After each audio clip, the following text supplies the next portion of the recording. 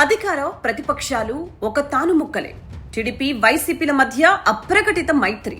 ముఠాలు వేరు, చేసే అవినీతి మాత్రం ఒక్కటే. ఆ రెండు పార్టీల తీరుపై బోడె రామచంద్ర యాదవ్ ఫైర్. రాష్ట్రంలో ఏ పార్టీ చేతిలో అధికారం ఉన్నా సామాన్య ప్రజల తలరాతలు మారటం లేదు. ఇది నిజం. కేవలం దోపిడీ చేసే ముఠాల పేర్లు మాత్రమే మారుతున్నాయి తప్ప జరుగుతున్న అవినీతి అంతా సేమ్. ఈ విషయంలో అధికార టీడీపీ, ప్రతిపక్ష వైసీపీది ఒకే బాట ఒకే మాట అంటోంది బీసీవై పార్టీ. రాష్ట్రంలోని ఇసుక, గనులు, గ్రానైట్ సంపద కొందరి బినామీల పాలు కావటంలో ఈ రెండు పార్టీలు ఒకటేనని రామచంద్ర యాదవ్ విమర్శించారు.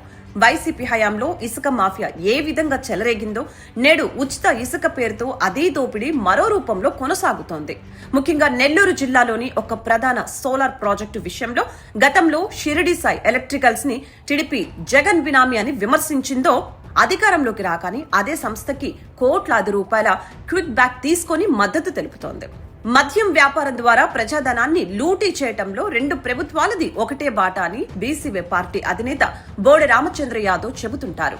గత ప్రభుత్వం జే బ్రాండ్లతో ప్రజల ప్రాణాలతో ఆడుకుంటే ప్రస్తుత ప్రభుత్వం పారదర్శకత పేరుతో తన సన్నిహితులకే టెండర్లు కట్టపెడుతుందని అంటున్నారు రామచంద్ర యాదవ్. అమరావతి భూముల దగ్గర నుంచి రాయలసీమలో గనుల వరకు ప్రతి చోట రాజకీయ నాయకుల మధ్య లోపాయికారి ఒప్పందాలు ఉన్నాయని, అందుకే గత ప్రభుత్వ అవినీతిపై ప్రస్తుత పాలకులు గట్టి చర్యలు తీసుకోవటం లేదని ఎండకడుతుంటారు. ఎన్నికల సమయంలో ఇచ్చే సూపర్ 6 హామీలు కానీ, సంక్షేమ పథకాల వాగ్దానాలు కానీ కేవలం ఓట్ల కోసమేనని, అధికారంలోకి వచ్చాక బీసీ, ఎస్సీ, ఎస్టీ, మైనారిటీ వర్గాలను ఈ పార్టీలు విమర్శిస్తున్నాయని ఆవేదన వ్యక్తం చేశారు. కుటుంబ పార్టీల కౌగిలు నుంచి రాష్ట్రాన్ని విముక్తి చేయటమే తన లక్ష్యమని ప్రకటించిన బోడె రామచంద్ర యాదవ్ 2029లో ప్రజలే ఈ దోపిడీ పాలనకు చమర గీతం పాడతారని ధీమా వ్యక్తం చేశారు.